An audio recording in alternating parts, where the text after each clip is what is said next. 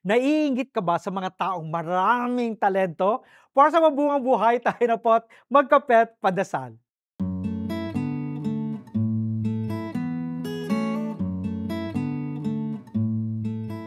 Do you ever envy others' talents, feeling like you're not good at anything, especially when you see their skills on social media? Maybe you want to learn an instrument or try a new sport, but tell yourself there's no time, overwhelmed by academic pressure, social anxiety, or an uncertain future.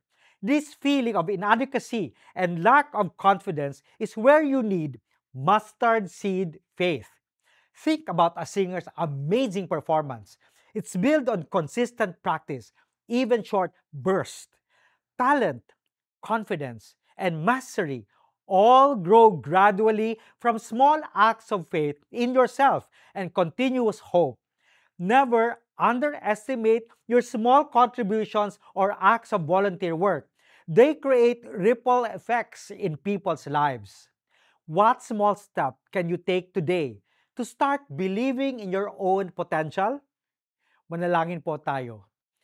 Panginoon, bigyan mo ako ng pananampalataya na kasing liit ng butil ng mustasa upang makapagsimula ako sa maliit na bagay nang sa gayon, ang aking mga gawain ay lumago tungo sa isang buhay na may layunin at kumpiyansa sa iyo.